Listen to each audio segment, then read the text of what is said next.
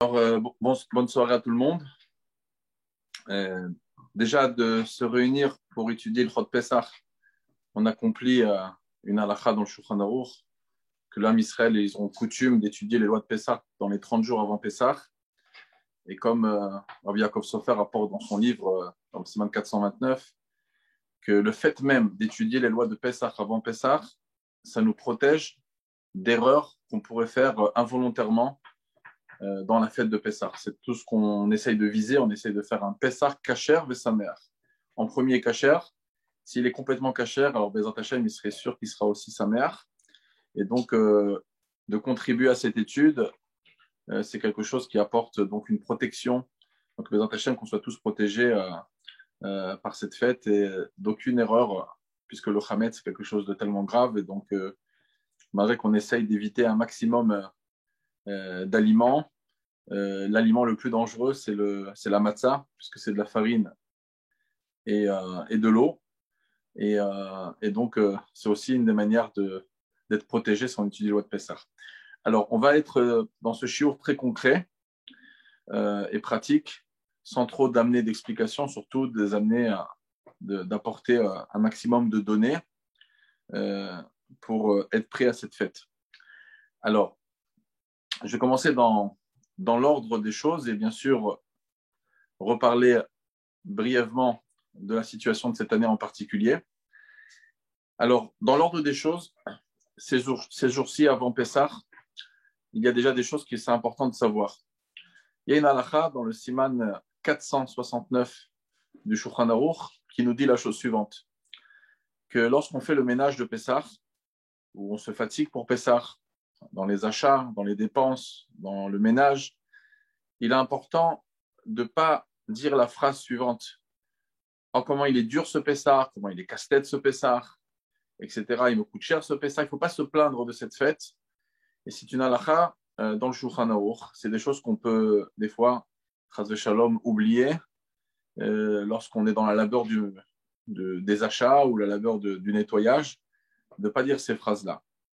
Également, lorsqu'on achète des aliments, alors l'Admorazaken aussi l'apporte pratiquement sur tous les aliments. Il ne faut pas dire que cet aliment c'est pour Pessah, c'est la viande de Pessah, c'est le poisson de Pessah, etc. Ça pourrait rappeler à l'époque le Pessah c'était quand même un sacrifice offert dans le Misbéach, etc. C'est vrai qu'on se le partageait et on pouvait le goûter, mais donc c'était quand même ça s'approchait au Beth Amikdash, Kaviachol. Donc il ne faut pas rappeler le Korban Pessah. C'est une des raisons pourquoi on grille le coup de poulet pour le zroa, pour justement, et on gratte un maximum de viande pour justement ne pas, de ne pas rappeler et comparer ça au Korban Pessah. Donc, dans les achats, il faut mieux utiliser la phrase suivante. On achète ça, on a acheté ça pour Yom Tov, c'est pour les fêtes. Voilà, utilisez le terme les fêtes, c'est pour les fêtes, que de dire c'est pour Pessah, cet achat, ce vin, ce poisson, etc. C'est aussi une halakha qui provient du même siman dans le Shulchan Aruch, le siman 469. Dans le ménage de Pessah, c'est évident que, comme on dit à chaque fois, ce n'est pas la poussière qui est Hametz, mais il faut quand même savoir que le Ham Israël, justement, il est loué pour le fait qu'on fait de l'excès de zèle dans le ménage. Alors c'est vrai que souvent on peut entendre le contraire pour justement apaiser les femmes, apaiser les hommes sur le travail du ménage et de dire l'essentiel c'est le Hametz. Mais il faut savoir que l'Am Israël il a toujours été loué et même dans le Shulchan Aruch, c'est apporté, la Mourazakan l'apporte aussi dans le Siman 442 du Shulchan Aruch, Halakha 30.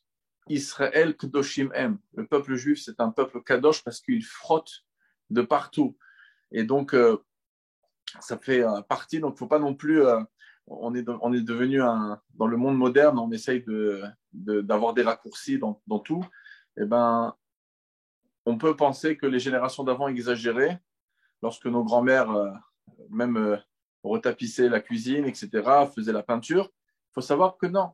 C'était lié, le ménage de Pessah, ce n'était pas simplement l'ambiance du printemps qui arrive, qui s'annonce, mais c'était réel parce que le Ham Israël avait très peur de cet interdit de Hametz. D'avoir du Hametz à la maison, c'est un issour de la Torah, Balirae ou Balimatzeh, ou si ça pourrait tomber, alors c'est vrai qu'on fait le bitoul du Hametz, mais peut-être le bitoul, il n'est pas de tout notre cœur, et toutes les explications qui sont apportées dans le Shulchan Aruch. Mais concrètement, le Ham Israël a très peur de farine, très peur de Hametz qui pourrait tomber dans un plat. Et c'est évident que si on appellerait la police scientifique, et elle pourrait nous trouver sur les murs de la cuisine, on pourrait retrouver de la farine, puisque lorsqu'on fait des gâteaux, on fait travailler des fois des ustensiles qui tournent les gâteaux, et ben, des fois il y a de la farine qui peut s'envoler. Et c'est pour ça que de repeindre à l'époque, c'était des choses qui se faisaient. Mais une des choses qu'il faut faire, c'est vraiment de frotter les murs de la cuisine, par exemple. Ce n'est pas Begeder Idour, c'est quelque chose de conseillé. Et aussi, comme je dis, le ménage en général. Alors, des fois, on va faire beaucoup attention à tous les idourim, mais les choses primordiales, des fois, on va les négliger. Dans le nettoyage, par exemple, des fois, c'est vrai qu'on ne cherche pas à viser la poussière, mais quand même, les jeux des enfants, les Lego, tous les endroits où les enfants jouent, eh ben, très souvent, on n'arrive pas, même s'il y a des maisons qui arrivent à faire régner un petit peu des règles au niveau de la nourriture dans les chambres, etc. Mais quand on a des petits-enfants, ce n'est pas évident. Et donc, avec les bislis, il y a beaucoup de ramettes qui tournent et qui peuvent se retrouver dans des jouets, etc. Donc, ce n'est pas un hidour. Des femmes me posent la question, mais est-ce que c'est important de prendre les jouets, de bien les nettoyer, on peut les amener dans la baignoire, au moins les savonner, etc. Ou c'est simplement un hidour? Non, c'est pas un hidour. On recherche le Hametz. Le Ham Israël, il cherche le Hametz de partout. Et justement, par exemple, même Dikat Hametz, c'est devenu malheureusement dans certaines maisons de la rigolade, puisque par exemple, dans la Mourazaken, quand il parlait de l'époque, à l'époque, les gens n'avaient pas des grands appartements avec beaucoup de pièces, sauf des gens qui étaient très riches. Mais les gens, ils avaient des petits appartements. On peut voir ça beaucoup dans le Talmud et dans les histoires des Chachamim, de la manière comment les gens dormaient, etc., dans les chambres. Des fois, il n'y avait même pas de chambre de parents, on mettait des rideaux, etc. Donc, l'Admorazaken, par exemple, il parle, pour donner un exemple de combien de temps, en passant, il dit ça. De combien de temps on peut prendre une 14 à mètres? Il dit par exemple 1 heure. Donc aujourd'hui, c'est devenu, les enfants, ils cachent des fois les 10 morceaux de pain. Et ensuite, on les recherche et on fait presque chaud-froid au papa s'il arrive pour lui donner la direction. Et en vérité, alors c'est vrai que beaucoup vont dire aujourd'hui, on ne doit même plus faire de bdika tramet, comme le Charet Chouva en parle, puisqu'on nettoie la maison au-dessus de toute imagination. Et donc, c'est comme si c'est devenu un endroit qu'on ne rentrait pas du Hametz. Et donc, l'abdicat Hametz serait inutile. Aussi, on parle à l'époque souvent des fissures qu'il pourrait avoir dans les murs, des fissures qu'il peut avoir dans le sol. Aujourd'hui, nos maisons sont quand même un petit peu mieux construites et donc on a moins de problèmes. Donc, on pourrait imaginer que l'abdicat Hametz, c'est quelque chose de pas très important aujourd'hui. Et en réalité, aujourd'hui, c'est vrai que ça se dit, cette logique. Elle a été dite par le Charet Chouva. Mais concrètement, c'est une manière de check-in, comme on dit aujourd'hui. C'est de checker un petit peu partout. Donc, des fois, on n'y pense même pas parce qu'on le fait, on fait la petite 4 un peu machinalement, on cherche. Mais c'est important qu'en tournant avec le papa, lorsqu'il cherche le Hametz, etc., des fois, les enfants, des fois, ils aident, ceux qui sont bar mitzvah, bat mitzvah, etc., ils essayent d'aider. Enfin, je parle de bar mitzvah des hommes, ils essayent d'aider des garçons, le papa. L'Anne Morazaken, il le permet, le khatrila, dans le Sidour, de se faire aider. Mais concrètement, lorsqu'on cherche le Hametz, bah, c'est un moment pour dire, bah voilà, est-ce que on réfléchit, est-ce que ça a été bien fait, est-ce que tel endroit était bien fait, est-ce que vraiment on a frotté sous les lits, est-ce qu'il n'y a pas une autre fois du Hametz qui a tourné dans la chambre, est-ce qu'on a refait, on a remis l'aspirateur, etc. Quand on passe à côté de l'aspirateur, on y pense, est-ce qu'on a jeté le sachet, est-ce on va le garder. Donc, c'est en même temps une bonne idée pendant ce moment-là de checker un petit peu les endroits. Voilà. Cette année, donc, Bdikat Hametz, ça va être un jeudi soir. Ça va être devancé cette fois-ci par le Ta'anit Bechorot, par le jeûne des premiers-nés. Et c'est évident qu'aujourd'hui, on n'a plus coutume de jeûner, mais on a plutôt coutume d'écouter le Sioum. Donc, tous les premiers-nés sont concernés. Si un papa n'est pas premier-né, mais que son fils, il est premier-né et qu'il n'est pas bar mitzvah, ben, le père, il est concerné. Il ne pourra pas manger tant qu'il n'a pas assisté et goûté au sioum, de la seudat mitzvah du sioum. Et des fois, la maman aussi peut être concernée, comme la Morazakan dit dans 2470, dans le cas où le papa est lui-même premier-né, son fils est premier-né et n'est pas bar mitzvah, alors ça va tomber sur la maman.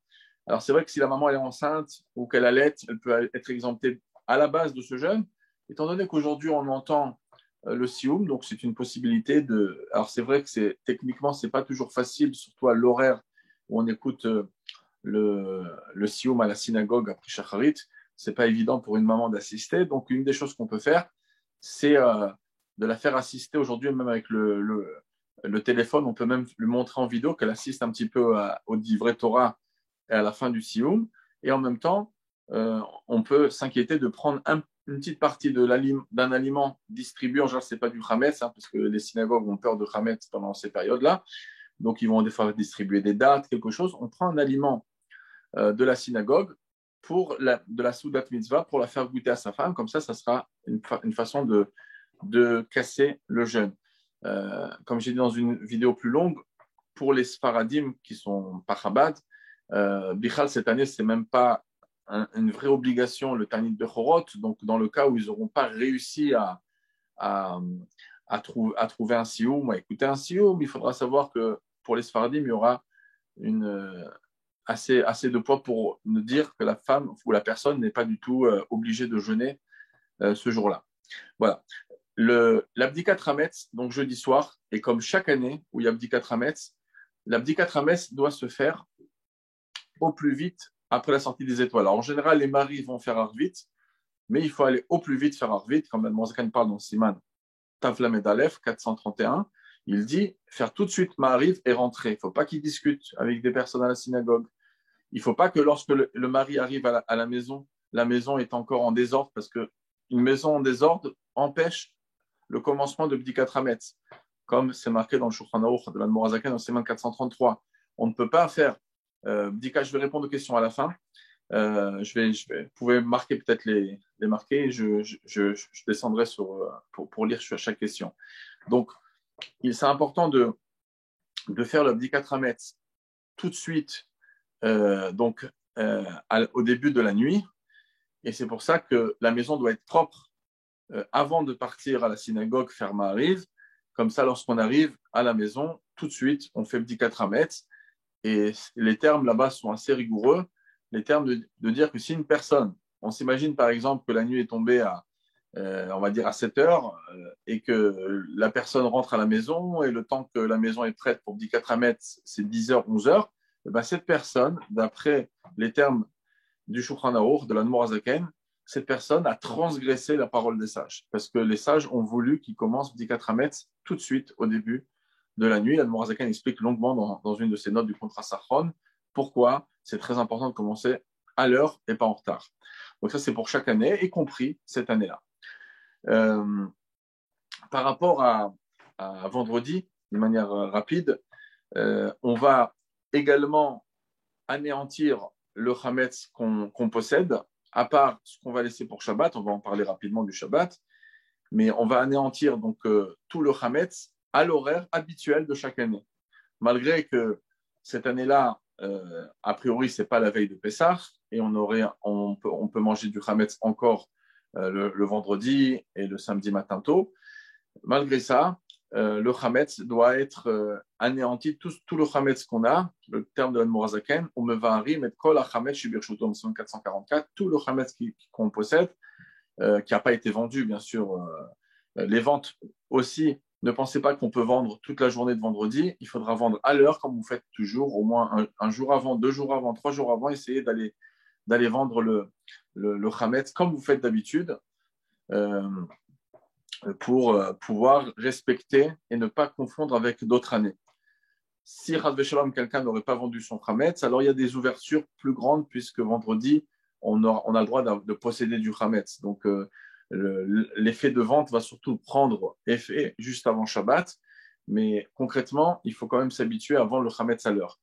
Maintenant, des personnes aussi qui sont dans 10 pays différents, ils ont voyagé dans des pays différents, alors ils peuvent vendre le Hametz. Alors, il y a une discussion autour de ça, mais je vais simplement faire simple, de vendre le Hametz dans l'endroit où il se trouve, parce que si la personne, par exemple, se trouve en Eretz Israël et qu'elle a du Hametz en France, le problème, c'est qu'en étant en Eretz Israël, le Hametz ne doit pas être possédé en général à partir d'une certaine heure plus tôt en Israël. Donc, en général, il faut s'adapter à l'endroit où on se trouve réellement. Par contre, il faudra prévenir le Rav.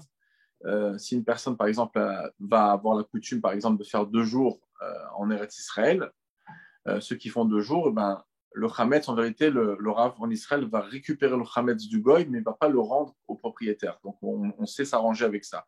Mais je ne vais pas m'arrêter sur la vente du Hametz. Toute question qui peut être sur la vente du Hametz, poser la question à un Rav pour voir le meilleur endroit pour vendre le Hametz selon l'endroit où vous vous trouvez. Maintenant, comme j'ai dit, la vente du Hametz se passe à l'heure. De brûler le Hametz, concrètement, va se passer à l'heure habituelle. On le fait à la fin de la 5e heure ou avant, mais pas après, pas au début de la 6e heure. Ça veut dire chaque pays, bien sûr, il aura ses horaires. En France, ça va tourner autour de 11h40, etc. Il faudra regarder, chacun il va regarder l'endroit où il se trouve par rapport à brûler le Hametz, mais sinon, ils peuvent brûler, on peut brûler avant. Hein. Quelqu'un qui se lève le matin, même n'importe quelle année, si quelqu'un à 9h du matin, il est prêt à brûler le Hametz, ben, il brûle le Hametz même très tôt. Ce n'est pas un problème de le brûler avant. De toutes les manières, on le brûle avant l'heure. Donc, la même chose pour ce vendredi, ne pas le faire l'après-midi, le faire avant l'heure. Par contre, ce qui est différent, c'est que lorsqu'on annule le Hametz, normalement, on annule le Hametz à 2 occasions. Juste après l'abdikat Hametz, ça c'est marqué dans le Talmud, et on le fait aussi cette année-là, le jeudi soir, et normalement, on le fait quand on brûle le Hametz. Mais cette année-là, on ne va pas le faire, on va brûler le Hametz le vendredi, à l'horaire que j'ai dit, eh ben, on va dire le Yehi Ratzon qu'on dit d'habitude, mais on ne dira pas le Bitoul du Hametz. Le Bitoul du Hametz sera réservé pour le Shabbat matin, après qu'on aura terminé avec le Hametz. Donc, ça sera le Bitoul qu'on fait. Maintenant, par rapport au Shabbat, après on va parler un petit peu du Seder, on va parler de quelques halachot intéressantes, mais je fais simplement brièvement le Seder. Alors, il faut savoir que dans la journée de vendredi, la majorité des décisionnaires permettent de manger du Hametz, mais il faut quand même s'imaginer que la maison, elle a déjà été bdiquée, comme on dit, elle a déjà été propre, donc il faut faire super attention. Alors, c'est vrai que la majorité des décisionnaires permettent de manger du Hametz, il y a quand même certains décisionnaires et certaines coutumes qui disent, et on peut retrouver ça même très loin dans le maître du Maharil, les Minagé Maharash, comme on appelle, où on peut voir cette idée de ne pas manger de Hametz après d'avoir brûlé le Hametz pour justement ne pas s'embrouiller avec les autres années. Parce que normalement, on aurait pu brûler le Hametz même juste avant Shabbat et pourtant, on a respecté l'horaire habituel. La même chose pour le manger. Ça pourrait aussi un peu se défendre dans les termes du Balatania lorsqu'il dit qu'on doit brûler tout le Hametz qui est dans notre possession et on laisse uniquement le Hametz qu'on a besoin pour Shabbat. Alors c'est vrai que l'idée peut être par rapport au fait qu'on aurait pu brûler le Hametz juste avant Shabbat et automatiquement on nous demande de laisser uniquement les choses pour Shabbat et non pas pour Soudash Lichit. Mais il y a quand même un terme qui pourrait englober tout et moi je conseille, alors c'est vrai que la majorité des dictionnaires permettent de manger le Hametz le vendredi, mais la vérité c'est que c'est hyper compliqué de faire très attention avec les enfants qui tournent, etc. C'est vrai qu'on peut manger à l'extérieur, on pourrait aller acheter une pizza, etc. Mais voilà, en tout cas, c'est une coutume qui existe chez certains. Ça peut être une bonne chose. On va mettre ça en tant que hidour et pas obligation parce que on peut se chamailler, si on peut dire, sur les termes de l'Admorazaken et sur sa kavana. Mais je pense que c'est une bonne chose. En tout cas, moi, je m'abstiendrai de ne pas manger de chametz après le bio chametz. Voilà. Maintenant, par rapport au Shabbat, on a fait une très longue vidéo qui expliquera le pourquoi de chaque chose. Donc là, je ne vais pas refaire toute l'explication parce que le but ici, c'est de dire les directives. Mais en tout cas, ceux qui ont des questions, pourquoi je choisis d'Afka cette façon, à regarder la vidéo, à regarder, elle est sur YouTube, elle peut se retrouver facilement. Il y a 1h44 qui explique exactement tous les détails. Mais concrètement, il est important de préciser la chose suivante, c'est que notre maison, elle est cachère les Pessah. on peut imaginer que même sans demander à aucun rabbin, tout le monde a pensé que la maison est cachère les Pessah. Tout le monde a pensé que les kélim du Hametz sont déjà rangés dans des tiroirs vendus, etc. Tout le monde a pensé à cuisiner cachère les Pessah, cette fête de Pessah. Donc, on va préparer un repas qui est complètement cachère les Pessah. Cependant, je conseille fortement de ne pas utiliser les ustensiles sur la table qu'on va manger, d'utiliser des ustensiles de Pessah, puisqu'il y a quand même un peu de Hametz qui va tourner dans la maison, c'est quand même dangereux. Et on va utiliser. En plus, il faut savoir qu'on a une mitzvah le soir du Seder, ça veut dire samedi soir cette année, à commencer le Seder au plus rapide. Tout le monde le sait, chaque année c'est comme ça. On essaye de s'empresser à commencer le Seder pour justement garder nos enfants réveillés le plus de temps. Comme c'est marqué dans le Shulchan Aruch au début de semaine 472. Donc, c'est pour ça que d'avoir une pile d'ustensiles à nettoyer à la sortie du Shabbat, c'est pas évident, c'est une perte de temps. On a envie de dresser la table, on ne pourra pas dresser la table tant que la nuit n'est pas sortie, tant que les femmes n'auront pas dit Baou Hamavdil ben Kodesh le Kodesh, la femme ne peut pas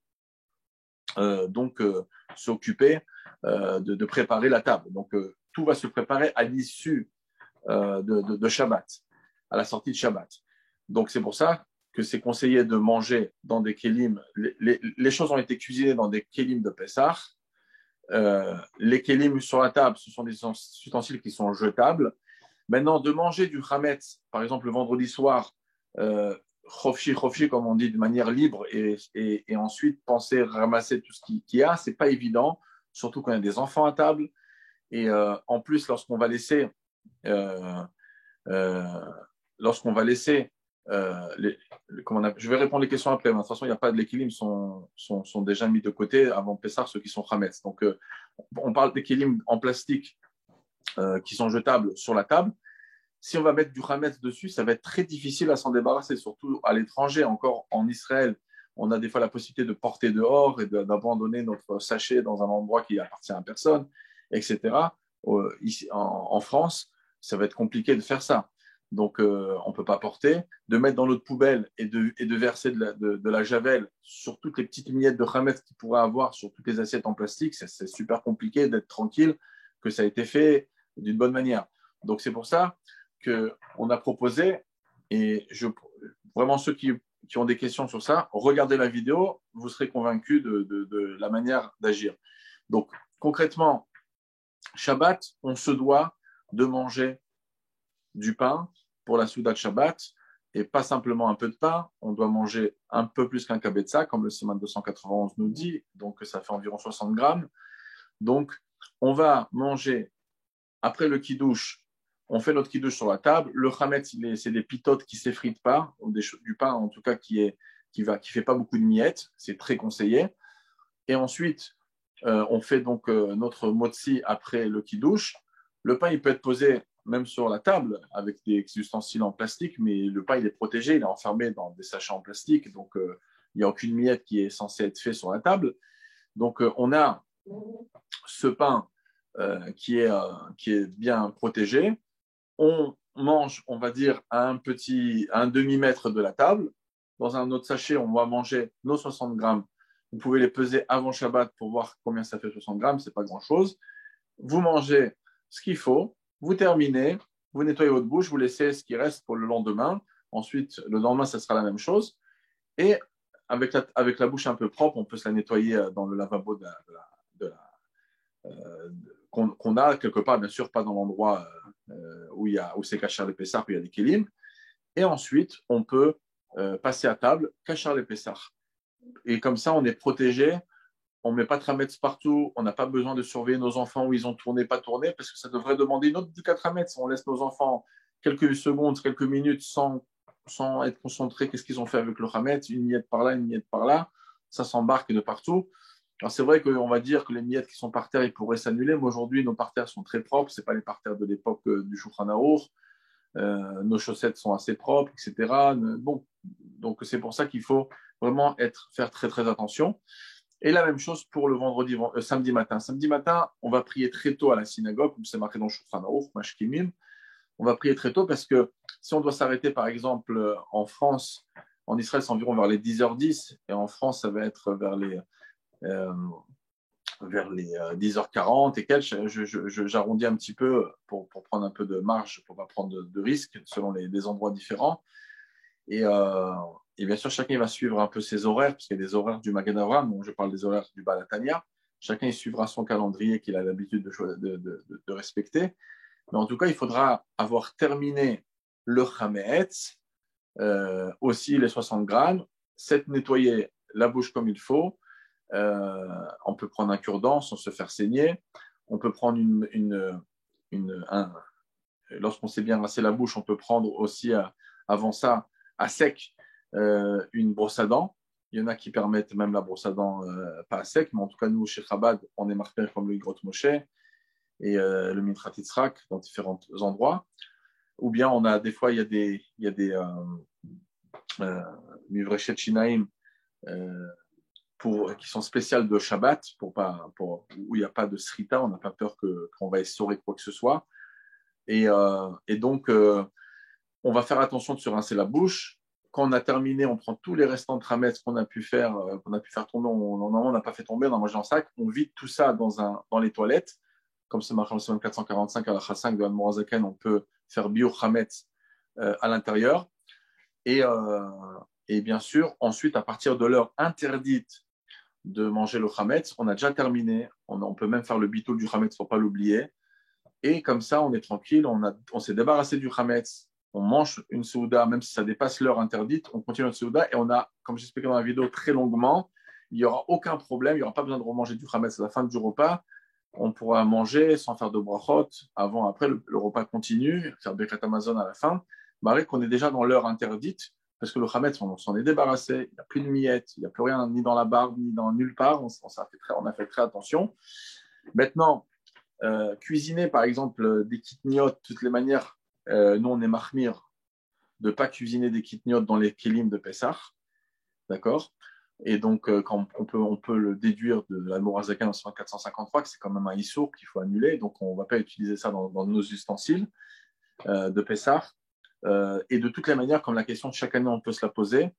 Et toutes les lois, rappelez-vous bien, toutes les idurim de Pessah, malgré qu'on pourrait dire que le chametz devient très très grave qu'à partir de Chatzot ou encore plus à partir de la nuit, c'est pas grave.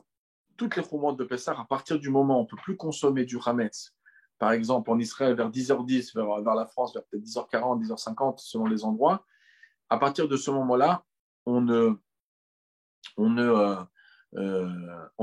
mange plus de toutes les choses qu'on a l'habitude d'être mahmir de ne pas manger. Voilà. Maintenant, dans le sachet en plastique des miettes, il faudra bien s'en débarrasser. D'accord. Donc, on peut craquer même un peu le sachet en plastique, bien faire tomber que ça dans les toilettes. Si on pense qu'il y a peut-être une petite miette qu'on n'a pas vue, on peut mettre un petit peu du produit à l'intérieur et verser. En tout cas, on fait attention de se débarrasser de toutes les miettes qu'il pourrait avoir. Voilà. Et après, de toutes les manières, si on n'a pas vu quelque chose, avec le bitoul du chametz, ça a fait effet. Et on est tranquille. Voilà. Nous, on n'est pas des malachim, on fait ce qu'on peut, en tout cas au maximum pour. Voilà. En tout cas, sur la table, c'est évident qu'il n'y aura pas de chametz, puisqu'on on le mange un petit peu retiré de la table. Les enfants, de toute façon, qui sont tout petits, qui sont même pas en âge d'éducation, il n'y a même pas besoin de manger du chametz si vous ne voulez pas prendre de risques.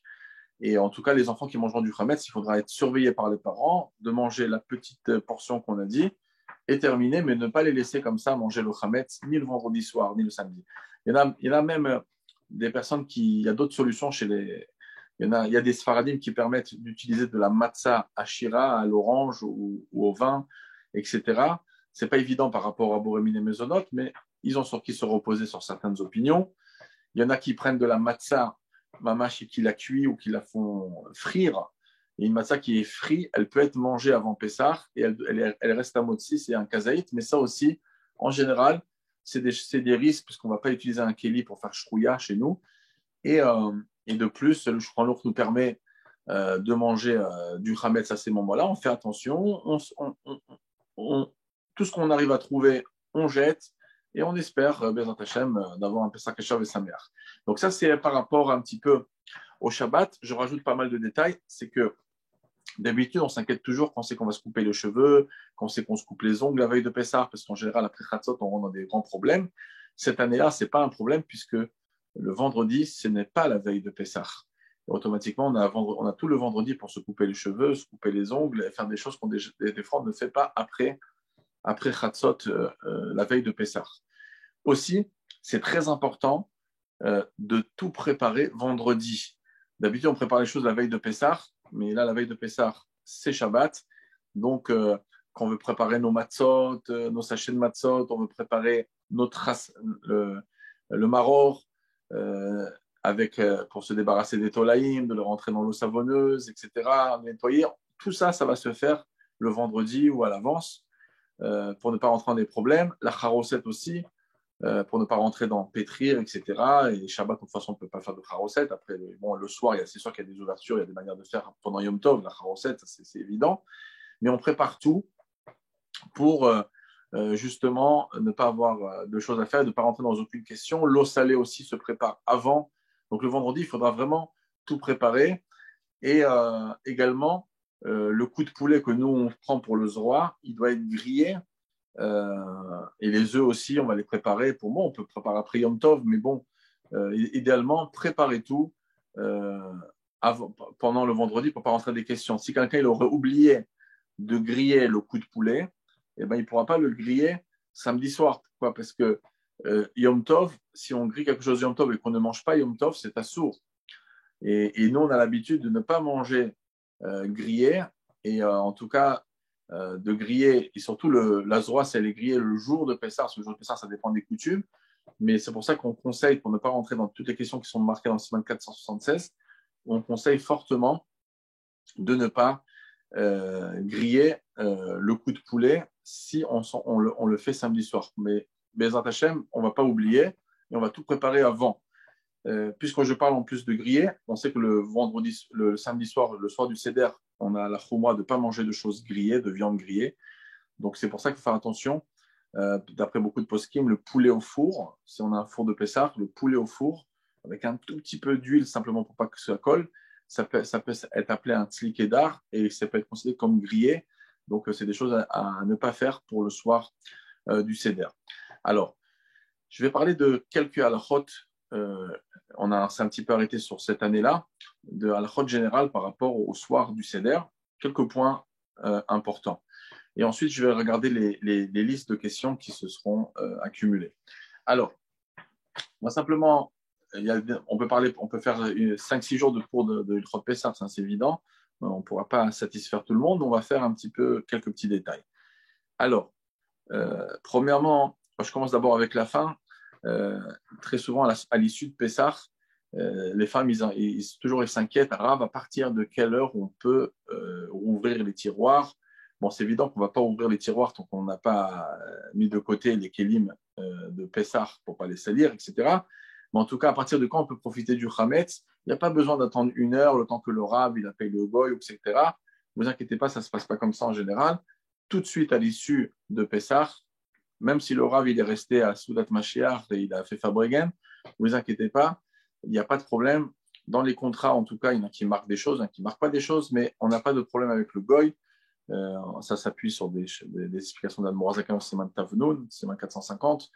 Donc, immédiatement à l'issue de Pessah, vous pouvez déjà, et même si le Goy n'a pas venu récupérer, des fois il va venir que le lendemain de Pessah. De toutes les manières, on s'arrange avec lui. Le Goy, de toute façon, il veut qu'on lui rachète le Hametz. Il va gagner en plus quelque chose avec ça. Et ici, dans le cas de figure que le Goy voudrait récupérer tout le Hametz, on lui aurait soi-disant volé du Hametz à l'issue du Pessah, ben, si le rabbin il appelle les personnes à la maison, ils disent à toute personne qui a utilisé du Hametz, ben, il faudra dédommager le Goy, bon, on le dédommagera, on n'a pas de problème avec ça. Donc, ça c'est par rapport à la question de l'issue de Pessah. Maintenant, pour le soir du Seder, c'est très important, quelques petits points. Le premier point, c'est qu'on a une très grande mitzvah, d'après chez les garçons, en tout cas, c'est une mitzvah de la Torah. Chez les femmes, il y en a qui pensent que c'est mina Torah, c'est de la Torah, il y en a qui disent que c'est les Chachamim, comme ça, la Morazakan, il pense dans Siman 472 que c'est les Chachamim qui ont instauré aux femmes de raconter l'histoire de la sortie d'Égypte. Mais on a une grande mitzvah ce soir-là de la Haggadah de Pessah. Donc c'est très important de se préparer à la Haggadah, de comprendre un maximum. Si les personnes ne comprennent pas, eh bien, il faut que la personne ait la patience d'expliquer. La Morazakan dit que si la personne a la capacité de tout comprendre, on expliquera aux femmes et aux enfants, on expliquera tout. Donc, c'est important de comprendre les passages, pour quelles raisons on dit ce passage-là en général. Et le plus important, c'est de raconter en détail la sortie d'Égypte, les miracles, comme le Rambam il écrit, toute l'année, on a la misère de se souvenir de la sortie d'Égypte, on peut se souvenir rapidement par une simple pensée d'après certains. Là, il faut rentrer dans les détails et il faut raconter Benissim, Beniflot, ça c'est les termes du Rambam, et on raconte les miracles. Aussi, de parler des lois de Pessah. Dans le Simon 480, c'est marqué qu'il faut parler des lois de Pessah.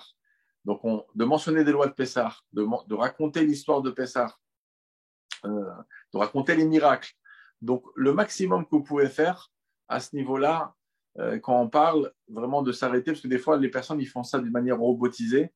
On lit pour avancer, et c'est très long. On s'arrête uniquement sur manger le maror, manger ça, manger ça. Il faut se rappeler que la mitzvah de la Torah, c'est pour raconter l'histoire et les miracles dans les détails et de bien les comprendre en général.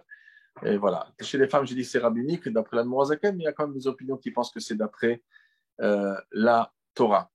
Ensuite, un point important, à part la Haggadah, donc c'est vrai que tout le monde, des fois, les personnes qui savent lire, ben, ils suivent, même ils peuvent lire. D'après la halakha, même d'après la Mourazaken, une femme peut se rendre quitte de son mari si elle entend. D'accord quelquefois, on retrouve ces termes-là aussi dans la Mourazaken, que c'est le Bal Haggadah, celui qui lit la Haggadah, qui rend quitte et on entend et on se rend quitte. D'accord? Même quand on fait le kidouche, le premier kidouche, le mari peut faire le kidouche comme d'habitude et toutes les femmes ils vont répondre Amen et boire le vin. Par contre, pour les autres, 3 autres verres de vin, puisqu'on le chez Chabad, par exemple, chez Ashkenaz, on fait des brachas sur chacun des verres, là, chacun peut faire sa bracha. Mais dans le kidouche, il n'y a pas de problème pour une femme d'écouter le kidouche de son mari, comme elle fait pour tous les Shabbats, sans dire spécialement, sans dire Boré Pragefen elle-même, elle entend le kidouche comme d'habitude. Maintenant, les grandes mitzvot qu'il y a donc ce soir-là, ça va être les 4 coupes de vin. Donc d'abord, pour les femmes, ils ne doivent pas se martyriser un petit peu l'esprit. Peut-être qu'il faut aussi prendre du vin. Les khatrila, il n'y a pas de problème pour les femmes et les enfants de prendre du jus de raisin. D'accord? Donc il n'y a aucun problème à ce niveau-là. Pour les hommes, et ceux qui sont déjà bar mitzvah, alors oui, le vin, c'est quelque chose de mieux.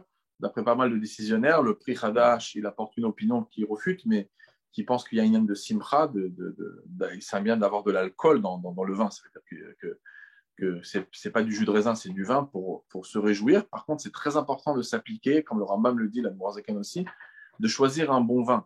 Ça veut dire que d'un côté, on est quand même rigoureux dans les chérim, donc il faut chercher un vin qui est très moudar, mais d'un autre côté, il faudra s'appliquer à faire une recherche, même si ça coûte cher, d'avoir un vin qui est très agréable. C'est une halakha dans Shulchan Aruch parce que le vin, c'est aussi, par rapport aux 4 termes de délivrance, ça rappelle le chérout, la libération. C'est très important de ne pas oublier pour les hommes de s'accouder. Chez les femmes, chez Chabad, les Ashkenazim en général ne s'accoudent pas. Les femmes ne s'accoudent pas. Par contre, chez les Sfaradim, par Chabad, alors eux, ils s'accoudent.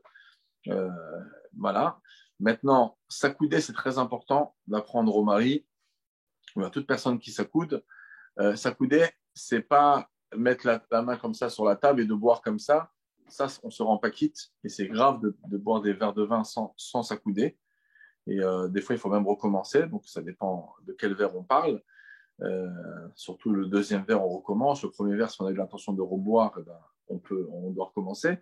Donc, ce qu'il faut pour ne pas recommencer à boire des verres de vin, on se rappelle qu'il faudra s'accouder d'une manière agréable. Alors, agréable, c'est où que vous avez sur une chaise avec des appuis sur les côtés, où vous pouvez comme ça être très à l'aise en étant accoudé donc du côté gauche. Et sinon, des fois, on peut orienter notre chaise sur le côté pendant qu'on boit les verres de vin. Et pour les hommes, je parle, et on pourra mettre la main sur la table, on sera à l'aise. Mais quand on est en face de la table et qu'on met le bras comme ça, on n'est pas du tout à l'aise. Ça s'appelle pas s'accouder. C'est pour ça que dans la Mourazaken, c'est marqué un terme qui vient des poskim avant lui, qui dit, dans le 472, qu'on prépare déjà dans la journée, on imagine comment on va s'accouder pour le soir du Seder. pour être à l'aise. Maintenant, je rajoute encore quelques halakhot, après je vais passer à la phase des questions qui s'affichent petit à petit. C'est important de ne pas prendre des grands verres. Alors, je sais qu'il y en a qui veulent faire les grands verres comme le rabbi avait, etc., à 110, 120 grammes de vin, etc. Il faut, l'idéal, c'est de respecter, si on peut, l'opinion du Ramban, de terminer ces verres de vin. Même pour les femmes, c'est bien d'avoir des petits verres qui contiennent, on va dire, 90 grammes, faut pas être, c'est 86 et quelques, mais de pas être, parce que ça peut s'enverser un peu, de prendre des choses qui contiennent 90, 91, on peut peser le verre avant, peser le verre après, on peut voir exactement combien rentre d'eau à l'intérieur. Et c'est de prendre le verre et de le boire d'un coup. Alors, c'est pas de faire une géante gorgée, mais sans s'arrêter. Vous savez, des fois, quand on a soif, qu'on vient et qu'on prend une bouteille d'eau et qu'on revient des courses, qu'on a hyper soif, et ben, quelqu'un est capable de boire sans s'arrêter. Et ben, en vérité, on boit sans s'arrêter, rapidement, jusqu'à terminer tout le verre. Ça, c'est l'idéal pour tout le monde. Si on n'arrive pas à faire ça, au moins de boire la majorité du verre. Et si ça aussi, c'est dur, d'abord, s'imaginer que vous avez un grand verre, ça serait très difficile. Donc, c'est pour ça que je dis prendre un minimum. Maintenant, sinon de boire la majorité du verre, ce qui est la majorité du révite, et ensuite la majorité du verre, si c'est un petit verre, et si c'est un grand verre, ça sera quand même la majorité du verre, les khatrila. Et sinon, voilà, c'est de boire le rov du révite, de prendre environ 45 grammes. 100 grammes, c'est plus simple pour peser. Et en tout cas, si vous avez des petits verres, c'est la majorité du verre lorsqu'elle est bu. Et ça, c'est une obligation pour se rendre quitte. Voilà. Mais l'idéal, c'est de terminer le verre et sans s'arrêter. Si maintenant on a eu des difficultés de boire le verre comme ça aussi rapidement que ça, on a bu et qu'on a pris le temps de boire, on va dire, un réveillite, etc. Ça veut dire qu'on s'est arrêté un petit peu, on a respiré, après on a continué. Si on a fait ça sur le rov du réveillite, on a bu en deux temps, alors c'est bien de recommencer pour le premier, deuxième verre, comme c'est marqué. Mais sinon, si c'est très compliqué en tout cas, et pour les autres verres, si on a bu en l'espace de moins de 6 minutes, c'est OK. Mais voilà, comme j'ai dit, l'idéal, c'est de boire directement, sans s'arrêter, tout le verre ou la majorité du verre. Voilà, et minimum la majorité du riz vite. Donc si c'est le petit verre, ça sera la majorité du verre en général. Voilà, donc ça c'est important. Les enfants, il ne faut pas leur prendre la tête, hein, ceux qui sont en dessous de la bar mitzvah, qui boivent la majorité, c'est des petits verres qui contiennent bidiouk le révite, qui boivent la majorité du verre, on les laisse tranquilles. Des enfants, des fois, qui ont 3-4 ans, qui ne sont même pas en âge d'éducation, il y a différents verres que la Mourazaken définit, ça c'est l'éducation pour ce verre, ça c'est l'éducation pour ce verre, mais en principe, on va dire autour en dessous de 5 ans, un enfant, vous pouvez lui faire participer à prendre un tout petit verre, même s'il n'y a pas de rivide du tout. Des fois, des toutes petites gouttes comme ça, pour les éduquer aussi un petit peu à leur manière de boire du vin. C'est mentionné dans les poskim, pas dans la Mourazaken, dans les Shalavran de Bouchach, mais c'est quand même une bonne chose aussi pour les petits-enfants. Voilà. Maintenant, pour la matzah, et après je passe aux questions-réponses. Pour la matzah, c'est important. Donc, je vais parler du temps. Le temps, il y a plusieurs opinions dans Achilat Pras pour manger les 2 kazetim. Au début, on doit manger 2 kazetim.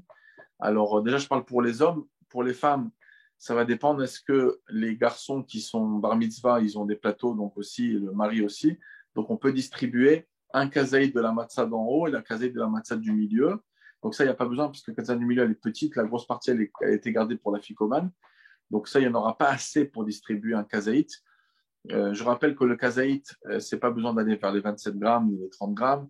Le kazaït, si vous avez, on va dire, 17 grammes, vous avez largement ce qu'il faut, puisque c'est, d'après la Mourazakan, au 486, si on va d'après le volume. Donc, des fois, dans un quart de matzah, vous avez déjà le kazaït. Donc, le kazaït de la matzah du milieu, une femme, elle peut récupérer ça du paquet avant de faire motzi.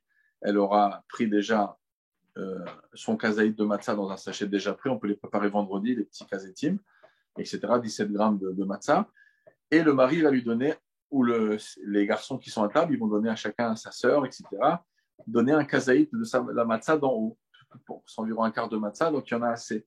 S'il n'y en a pas assez, il n'y a pas de raison à la fin de manger 2 kazetim de la boîte. Ça ne sert à rien. Et donc, la seule chose qu'on pourra faire, ce sera donner un tout petit morceau de la matzah d'en haut aux femmes. En tout cas, s'il y en a assez, la femme, elle va pouvoir manger un kazaït de la matzah d'en haut et un kazaït qu'elle aura pris du paquet avant de faire motzi. Voilà. Donc, Bekitsour, en combien de temps on doit manger les 2 kazetim ou le kazaït, si la femme elle a un kazaït dans la main, comme j'ai expliqué, avec un petit morceau, elle doit idéalement, il y a une choix du Tzemar Tzedek qui pourrait être 3 minutes. Donc 3 minutes, c'est vrai que très souvent on entend le terme 4 minutes. Mais 4 minutes, c'est Rapraimnei qui l'écrit. Mais dans nos sources à nous, les sources Rabbad, on a ou 3 minutes ou on a 6 minutes dans le Tzemar Tzedek. Donc l'idéal, c'est de faire 3 minutes. Si on n'a pas fait 3 minutes, au moins dans les 4 minutes. Et sinon, d'aller jusqu'à 6 minutes, c'est largement. Pour des gens qui sont âgés et vieux, on pourra se reposer sur le Khatam Sofer, d'aller jusqu'à même 9 minutes, de les manger en 9 minutes, pas dépasser 9 minutes, pour manger l'Archilat Pras des 2 kazetim.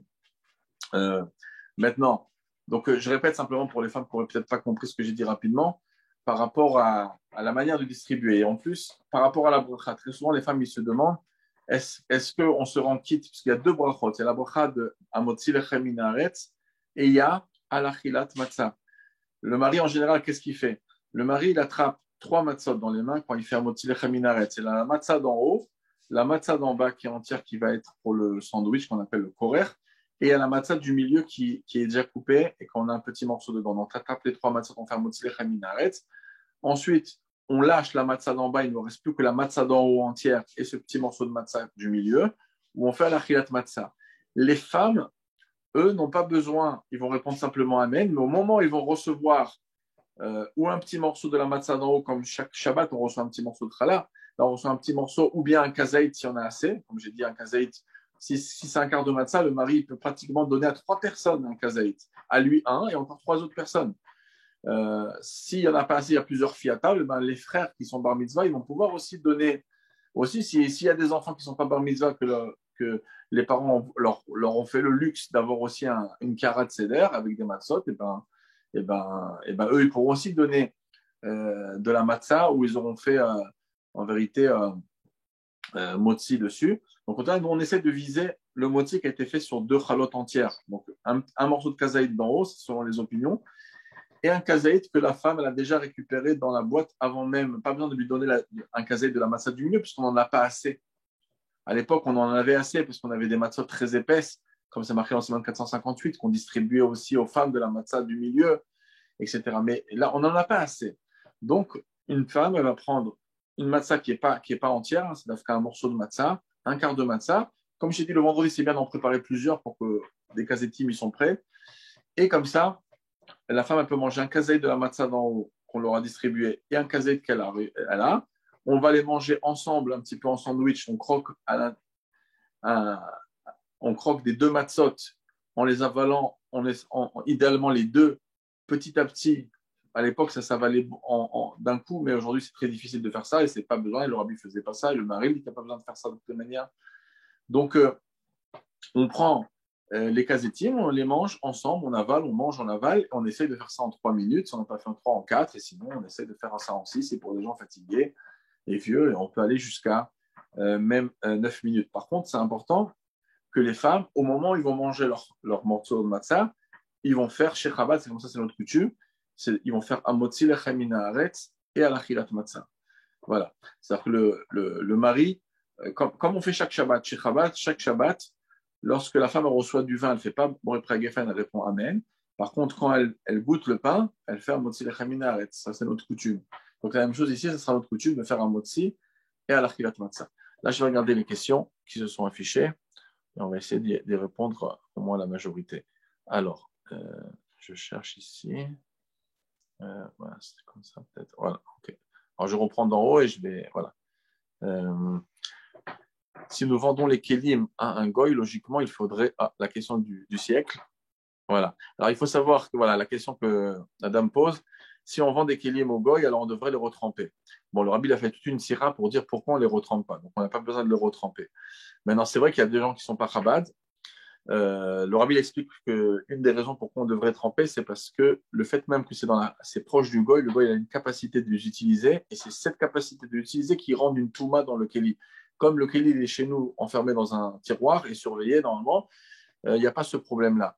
De plus, il faut savoir, et ça c'est très important, parce que des fois, il y a des gens qui viennent vendre, qui ne sont pas Chabad, qui viennent vendre le Chametz chez Chabad, et ils viennent nous dire, ils viennent nous poser la question en nous disant, mais chez vous, vous vendez les kélim, donc moi, je vais avoir un problème, parce que moi, mon raf m'a dit que si on vend les kélim, on doit les tremper. Ben non, c'est faux. Pourquoi? Parce qu'on ne vend pas les kélim chez Chabad quand ils sont propres. Si on regarde le contrat, et d'Admorazaken, on vend le kéli uniquement s'il y a du chametz qui est dessus. Étant donné que tout le monde n'a pas de chametz sur les ustensiles, ils sont nettoyés. Donc, automatiquement, même pour nous, les kélim ne sont même pas vendus. Voilà, ça c'est important de préciser. Donc, en majorité, le kéli n'est même pas vendu, donc la question ne commence même pas. On peut cuisiner genre du riz, autre chose qu'achère l'épaisseur avec de l'huile en tant que Chabad, si oui, dans une nouvelle manière. Vous parlez par rapport au Shabbat ou Bichlal. Bon, par rapport au Bichlal, chacun il prend les choumotes qu'il veut prendre par rapport aux huiles, etc. Maintenant, de cuisiner du riz dans nos kélim à nous, le riz c'est des kitniotes. Comme j'avais répondu dans le shiur, on n'utilise pas des kitniotes dans nos kélim. Donc, ce ne sera pas une solution pour Shabbat. Voilà. Aussi, il faut bien se mettre en mode dans la tête. Des fois, les gens ils vont dire, mais moi, j'adore saucer le pain avec mes salades, mon poisson. Moi, j'aime bien manger mon riz dans mon choulen, tout ça. De toutes les manières, je pense, c'est marqué que les choses qui collent, c'est pas bien après, on aura du mal à et on peut pas nettoyer Shabbat. Et de toutes les manières, nous, comme j'ai dit, on n'utilise pas dans nos kélim. Voilà, c'est un petit Shabbat, moins confortable que d'habitude, avec moins d'aise, mais c'est pas grave. L'essentiel, c'est qu'on passe un samedi soir parfait. Et je vous assure que, en vérité, la logique devrait être de venir poser la question au Rav. Rav, comment je pourrais éviter de manger bichlal, du chametz, et je voudrais faire kashar le Pessah ou Shabbat. C'est pour ça qu'on n'a pas trop le choix, parce qu'on doit se rendre quitte des soudot Shabbat. Alors, on fait quoi avec les miettes du plastique? Ça, j'ai répondu, juste, je l'avais vu affiché. Donc, Shabbat, cuisine, déjà kashar le Pessah avec khumra. Oui, on fait tout kashar le Pessah pour Shabbat. Ça veut dire, bon, c'est quoi avec khumra? Ça veut dire que si par exemple, une personne ne prendrait pas d'huile, je vous donne un exemple, on peut prendre de l'huile, puis selon Chabad, mais après chacun il prend ses khumot qu'il veut prendre. Si quelqu'un ne veut pas prendre d'huile, il voudrait faire de l'huile dans les kélim de Pessah. Ça, c'est pas un problème tant que c'est pas de l'huile de kitniot et que c'est kashar le Pessah. Et donc, les dourim de Pessah, ils vont commencer surtout à partir de l'heure de l'interdiction de manger du chametz. Donc, ça, il pourra utiliser certains étérim qui ne prend pas d'habitude pendant le Shabbat, jusqu'à l'heure où on interdit de manger le chametz. Par contre, de cuisiner des kitniot, ça j'ai dit non, parce qu'on ne peut pas cuisiner nos kitniot dans nos kélim. Alors, quel âge n'est pas concerné? Alors, comme je ne suis plus dans le sujet, il faudrait me réexpliquer de quoi on parle ici. Quel âge n'est pas concerné? Si Tachles, on n'a pas commencé notre repas Shabbat midi avant 10h50 en France, que faire? Ah ouais, oui, ben là on sera. D'abord, il ne faut pas que ça arrive déjà. Donc maintenant, vous êtes au courant. Ça ne doit pas du tout arriver. Et donc, il n'y a pas de leftar ici. Hein. Ce Shabbat-là, ils choisiront un autre Shabbat pour se lever tard. Ils auront déjà levé tôt et donc ça ne doit pas arriver. Si ça arrive, vous comprenez qu'on ne pourra pas se rendre quitte de la Souda de Shabbat. Pourquoi? Parce qu'à partir du moment où on ne peut plus manger de chametz, on ne peut plus manger de pain, on peut pas manger de toutes les manières de la matzah la veille de Pessah. C'est interdit, d'après les chachem, de manger de la matzah Erev Pessah. On ne peut pas nous manger de la matzah Shira, etc. On ne va pas être quitte de la Souda de Shabbat. La seule chose qu'on va faire, c'est qu'on va prendre un révit de vin. À part le fait qu'on va faire kidouche, on va prendre un révit en plus de vin pour se rendre quitte du kidouche. Parce que pour se rendre quitte du kidouche, c'est ou un kazaïd de pain, ou un révit de vin, ou bien un kazaïd de mésonote. Donc on ne pourra pas, il ne nous restera plus que de prendre un révit de vin à part ce qu'on aura coûté du kidouche, ou même le balabet qui a fait le kidouche, il devra boire, à part la majorité du révit qu'on boit pour le kidouche en général, il faudra boire un révit en plus pour se rendre quitte du kidouche, et on fera un repas sans pain, et un repas sans pain, bon, on aura mis de côté une halakha de Ilchot Shabbat, Siman 274, Siman 291, de faire une souda de Shabbat avec du pain. Et en plus, on ne peut même pas faire sur du mésonote selon les opinions qui sont mises en Siman 188. Ok. Comment on peut nourrir des poules à Pessah? Généralement, ce sont des mélanges avec des céréales, tarovet chametz. Bon, alors, votre poule, même si elle est chabad, vous pouvez lui donner des kitniot. Et sinon, voilà, il faudra des fois même donner de la matzah. Voilà, elle peut faire shrouya, il n'y a pas de problème. Mais on ne peut pas, c'est marqué dans le Chod Pessah, on ne peut pas donner à nos animaux, même à nos poissons, du chametz. Impossible. C'est un surbana et ça fait partie des interdits de la Torah de leur donner des choses. Et là, du coup, il n'y a pas de inyan de se presser pour que les enfants soient réveillés. Par rapport à quoi vous dites ça, il faut voir dans quel contexte, par rapport au vendredi soir. Parce que d'habitude, c'est vrai que là, comme ça tombe Motzei Shabbat, c'est comme ça tombe Motzei Shabbat, en général, on est plus épanoui, moins fatigué. Peut-être à moins que l'intention elle est sur autre chose. Si les hommes ne peuvent pas boire de vin fort que de 4 à 5 degrés, comme quand ils peuvent. Alors, ok. Si quelqu'un d'abord, Alpi Alacha, on doit prendre du vin avec quand même des degrés assez plus hauts on verra 6 niveaux, 7 voilà, d'alcool. Maintenant, si la personne a du mal, ben, même un homme, hein, s'il a du mal à prendre du vin, il peut prendre du jus de raisin.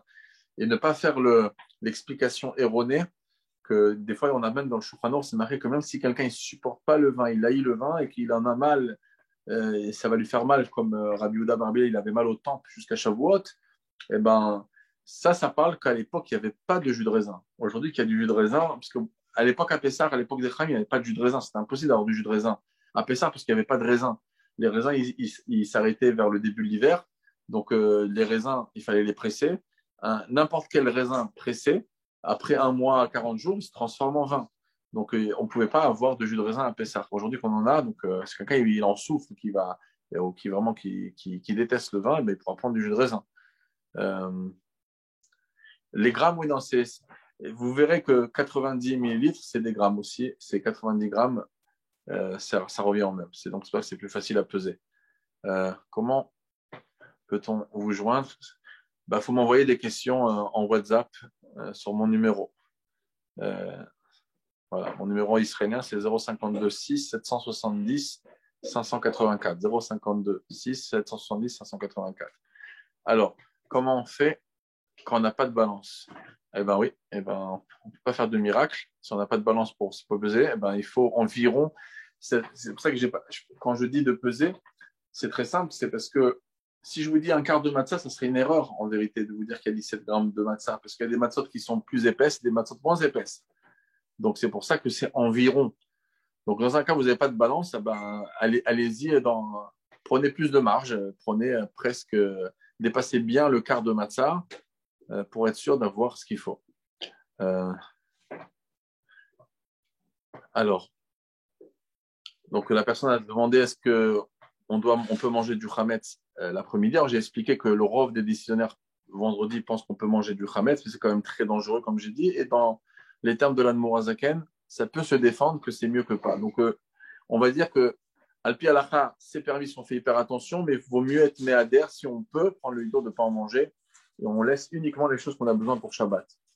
3 minutes, c'est aussi pour les femmes. Les femmes, pour la matzah, ils sont chayav de la Torah comme les hommes. Parce que même si c'est une mitzvah qui dépend du temps, la matzah, dans le pasuk, c'est comparé, dans le même verset, c'est marqué lo tochal avoir chametz et shivaterim tochal matzot. Donc on compare l'interdit de manger le chametz à la matzah. Donc automatiquement, les femmes sont concernées autant que les hommes pour la matzah. Ils sont chayav autant que les hommes. Donc 3 minutes, c'est idéal, mais si c'est compliqué, vous allez jusqu'à 4 à 6 minutes. Voilà.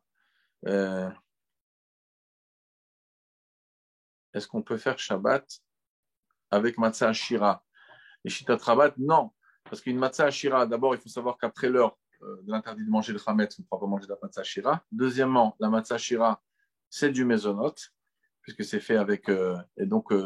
Et il faudrait vraiment être kové à Seouda, faire manger 4 kabetzim, plus de 200 grammes de matzah shira dans le repas pour être tranquille et se rendre tranquille pour faire motzi. Et de plus, c'est marqué dans le Shulchan Aruch qu'on peut laisser du chametz, donc voilà. Mais voilà, sinon il faudrait être couvert Seouda dessus. Et aussi, il y a aussi beaucoup de rabbins qui déconseillent, il y a des rabbanim en Israël, j'avais entendu du Rav Ashkenazi Hachem, qui déconseillaient de faire ça pour la raison que les matzah shira, très souvent, ne sont pas faits avec des super hershérim pour nous. Et donc, le fait même, alors c'est vrai qu'on ne va pas en manger pendant Shabbat, et après l'heure d'intention de Hametz, mais d'en avoir comme ça facilement, ça peut être risqué, etc. Voilà. Bon, c'était un argument en plus. Euh, quel âge l'enfant n'est pas, c'est pour expliquer la question d'avant, n'est pas obligé. Bon, voilà, un enfant qui n'est pas en âge d'éducation, on va dire que l'enfant il a 2 ans, 3 ans, 4 ans, il n'est pas obligé d'en manger. Donc s'il ne veut pas en manger, vous pouvez comme ça avoir moins de stress. Voilà. Par contre, à l'âge de l'éducation, vers les 5 ans, 6 ans, eh ben, c'est des âges où ils doivent être éduqués à manger du pain Shabbat.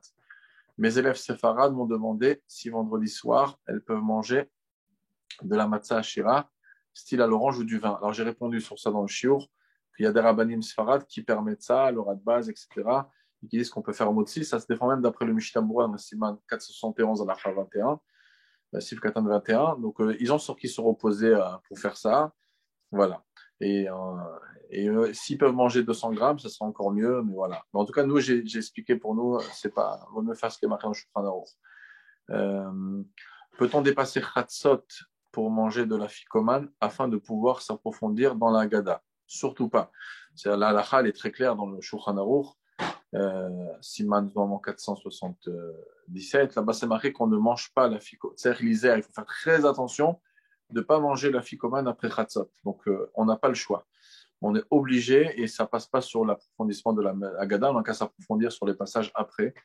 Voilà. Donc, à tout prix, à ne pas dépasser. C'est une grosse marque entre Rabbi Elazar ben Azaria et Rabbi Akiva. Et concrètement, les khatrila, en tout cas, on est marmir. Si on n'a pas mangé, bon, c'est évident qu'on la mangera après khatzot. Mais voilà, on fait super attention à ça.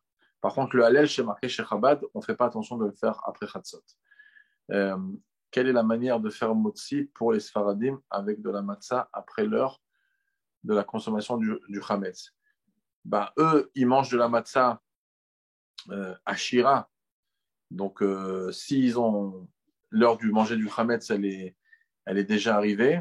Ils peuvent ou manger de la matzah, comme j'ai dit avant, en se reposant sur les opinions qui pensent qu'on peut faire un motzi dessus, ou bien sur la matzah qui est metougenet, qui a été frit, des morceaux de kazaïtim qui ont été frits. Et donc, comme c'est frit, on peut manger ça la veille de Pessah, parce que la veille de Pessah, on ne peut pas manger de la matzah. On se rend quitte. La matzah qui est cuite, on ne se rend pas quitte le soir du seder. Donc, c'est pour ça que pour eux, c'est une possibilité d'en manger. Nous, de toute façon, on ne mange pas de matzah les 30 jours avant, mais c'est vrai que de la matzah cuite, al pi halakha, c'est permis d'en manger même la veille de Pessah.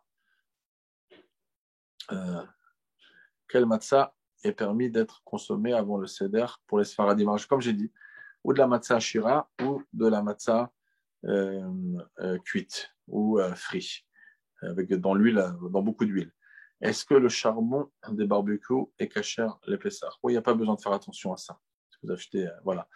Est-ce qu'on peut manger le pain au-dessus de son balcon ou c'est qu'il y a une Inde d'être proche de la table? Alors, c'est une bonne question. Si on fait qui douche dehors, dans le balcon, et qu'on mange le pain dehors, alors d'abord, ça j'en parle longuement dans ma vidéo, donc c'est faisable, et après on continue le repas à l'intérieur. Mais par contre, on rentre dans des petites discussions quand on change de table, c'est une petite discussion dans Siman 77. Ensuite, il y a une autre discussion, c'est que concrètement, le vrai repas n'a pas été fait au même endroit du kidouche. Bon, c'est pas obligé, parce qu'on a quand même mangé du pain à l'endroit. Mais par contre, pourquoi les gens ils font ça? Les gens ils font ça pour ne pas salir la maison. D'accord? Alors, ceux qui ils veulent manger dans le balcon parce qu'ils ont envie de faire un long repas, ça, de toute manière, c'est déconseillé parce qu'ils vont en mettre partout avec les gosses, ça va partir dans tous les sens. Il vaut mieux faire ce que j'ai prévenu. Et si vous qui veulent les explications, je me suis allongé beaucoup plus dans ma vidéo que j'ai faite sur les détails. Par contre, puisqu'on a dit qu'on fait hyper attention, j'ai donné l'exemple, on peut se mettre à 1 mètre, 30, un demi-mètre de la table, on mange exactement ce qu'on a à faire. En vérité, on n'a pas besoin de se prendre la tête à faire ça. Voilà. Et comme ça, on est tranquille. Et en plus, après, qu'est-ce qui va se passer? Que vous allez manger du pain là. Après, vous changez d'endroit. Et c'est pour ne pas remanger du pain. C'est aussi une question dans l'Alakha, dans le Siman 178. Donc, moi, je ne conseille pas spécialement de faire ça. Et après, il faudra retourner là-bas pour faire Birkat Amazon parce que vous n'avez pas mangé de pain dans la maison. Bon, c'est pas top. Pour l'huile, vu que l'on cuit dans les ustensiles cachés le Pessar, il vaut mieux donc de ne pas s'en servir Bichal Nachon. Si quelqu'un ne prend pas de l'huile à Pessar, par exemple de l'huile d'olive ou toutes les huiles qui sont permis, qui ne sont pas kitniot, s'il n'en prend pas, il peut en prendre pour Shabbat. Parce que c'est une chouma encore d'aller trop loin, de dire que dans mes kélim, même de l'huile, on ne l'utilise pas. Donc, il n'est pas obligé de faire cette chouma, il pourra cuisiner. Par contre, si il ne prend pas d'huile pendant Pessah et qu'il veut compte manger le repas après l'heure du Hametz, l'interdiction de manger du Hametz, là, j'ai dit, toutes les choumot sont en vigueur. Pour Rabat, on n'a pas pu faire Motsi avant l'heure. Quelles sont les possibilités proposées? Je pense que je vous avez entendu, j'ai répondu à cette question. Voilà, ça ne doit pas arriver, hein, pour le moment, ça ne doit pas arriver. Ok. Et donc, et j'ai dit sinon, ben, on aura loupé la Souda de Shabbat sur le pain. On aura simplement fait Kiddush comme Souda avec le réveil de demain. Si vous pouvez, s'il vous plaît, répéter le numéro, hein, voilà, ils l'ont noté. Vous avez dit qu'il fallait se presser pour démarrer le Seder pour les enfants soient réveillés. Ensuite, c'est la question que je n'avais pas compris. Et ensuite, vous avez parlé du fait qu'il était important d'expliquer la Haggadah le plus possible. Même s'il y a des enfants petits, on pourrait s'endormir avant la fin. C'est une bonne question que vous posez. Alors, l'Anne Mordakan, il dit que si un enfant peut comprendre tout, on lui explique tout, mais vous dites, OK, même si ce n'est pas pour lui, concrètement, si j'explique doucement, les enfants vont s'endormir. La vérité, c'est que si vous avez fait quand même attention que vos enfants qui sont en âge d'éducation, ils ont mangé, ils ont bu un peu leur coupe de vin, et ils ont dit un peu de l'Agada, plus ils entendent de l'Agada, mieux c'est. Donc, c'est une grande mitzvah. Vigata le Mintra, c'est une mitzvah de la Torah de leur raconter l'histoire de Yisraël Mitzrayim. Donc, on s'applique à expliquer bien la Haggadah, et même si ça prend du temps, ben, ça prend du temps. Et même s'ils vont s'endormir, ça ne sera pas grave. Nous, en tout cas, ils auront assisté à un maximum d'explications sur le Seder. Il ne faut pas non plus exagérer, vous comprenez. Si, de toutes les manières, il faut terminer le repas avant Chatzot pour pouvoir manger la fikoumane avant Chatzot. Donc, il faut quand même être dans une marge à peu près normale. Donc, simplement, l'idéal, c'est de dire que c'est pour ça qu'on lit la veille de Pessah, qu'on lit la Haggadah de Pessah pour un petit peu avoir un peu des explications. Comme ça, à chaque fois qu'on lit un morceau, on peut rajouter une petite phrase comme ça, expliquer, voilà, ici on a précisé ça, on précise ça. Et comme ça, on peut réussir à expliquer et en même temps avancer bien. Bon, je vais répondre encore à 3-4 questions parce que, essayez de ne pas rajouter de questions. Voilà, parce qu'après j'ai des choses à faire, on m'attend. Donc, je vais terminer les questions écrites, vous n'en rajoutez pas et je termine ce qui est écrit déjà. Donc, gâteau à base de farine et de matzah, on peut juste avant Pessah chez Chabad. Alors, ceux qui ne prennent pas des gâteaux à base de la farine de matzah, le problème, c'est que si c'est de la matzah et on fait shrouya, il faut faire super attention. On fait pas shrouya, nous, dans nos kélim. Donc, malgré que des fois on fait shrouya le dernier jour de Pessah, à Ron Shel Pessah, même si c'est dans nos kélim, parce que ça passe un an. Là, il ne faut pas s'amuser à faire shrouya. Par contre, ceux qui font des gâteaux à base de fécule de pommes de terre, qui ne veulent pas en prendre pendant Pessah, ils ont pris leur chouma sur eux. C'est pas obligé chez Rabat de faire cette chouma. Mais quelqu'un a pris sa chouma sur eux, s'il veut prendre jusqu'à le moment de l'interdiction de manger du khamet, ça, il pourra le faire. Il faudra m'expliquer ici qu'est-ce qu'on veut dire par Avalaïladim, Lechora, Yoter Pashut, Mirshaf Rames. Il faut voir dans quel contexte ça a été écrit. Un fils bar mitzvah peut-il rendre Yotse sa mère pour le kiddush du Seder? Un fils bar mitzvah, effectivement, il peut rendre quitte sa maman. Mais c'est-à-dire quoi qu'elle rende quitte? C'est-à-dire que le kiddush, oui, mais la maman doit boire le vin. On est d'accord, parce que les 4 verres de vin, ça concerne les hommes et les femmes. Chatzot, c'est pas minuit. Hein. Chatzot, c'est minuit à l'achik, mais pas minuit réel. En Israël, par exemple, des fois, c'est 11h40 ou minuit 40. Ça va dépendre. Et des fois, ça peut être... en France, il faut vérifier. C'est l'heure de Chatzot, je ne l'ai pas vérifié. Mais voilà, c'est Chatzot de la halacha, pas Chatzot minuit. Hein. Nous devons attendre la fin de Shabbat pour mettre les aliments du Seder.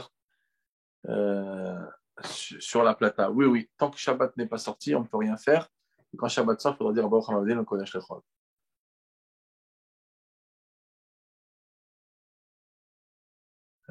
Pas compris qu'il fallait manger.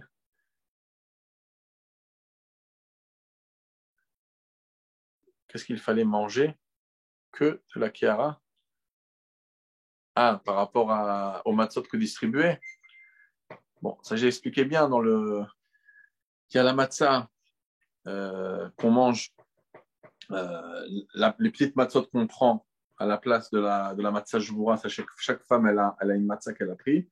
Et le mari distribue de la matzah de la Kiara d'en haut, de la matzah d'en haut qui était entière. Un casit à sa femme.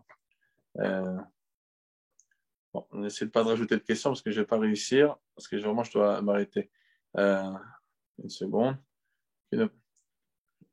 Oui, je parle pour ceux qui prennent pas de l'huile bichal à la Pessah, donc il n'y a pas de over chomois, c'est ça. J'ai pas trop compris, ça veut dire c'est pourquoi qu'il n'y a pas d'over chomois, c'est ça. En tout cas, quelqu'un qui veut prendre de l'huile avant l'heure de l'interdiction de manger du chametz, de l'huile qui est cachée à l'épaissard, qui n'a pas de kityot, ça il peut prendre. Peut-on manger ton Shabbat à torse pour le midi? Je sais pas c'est quoi. Mieux de s'abstenir de manger. Peut-être c'est mal écrit. Vous parlez de farine de pommes de terre, s'abstenir. Qu'en est-il pour les enfants? Ah, j'ai pas dit de s'abstenir chez Chabad. Hein. Chez chacun, il y a des Chabad qui prennent de la farine de pommes de terre, qui ne prennent pas. Si c'est un bon RCA comme l'Aïda Chavedit, c'est bon. Et les enfants, il n'y a pas besoin de leur prendre la tête non plus, ils peuvent en prendre. Après, chacun, il décide le niveau trop loin qu'il veut mettre chez lui. Hamavdil, même Kodesh, les Kodesh, on dit, à la sortie de Shabbat. Voilà. Si je n'ai pas répondu à une question, vous m'envoyez ça en privé. Et je répondrai par la suite. Voilà. La Havdalah sur la bougie, on l'a fait pendant le Kiddush.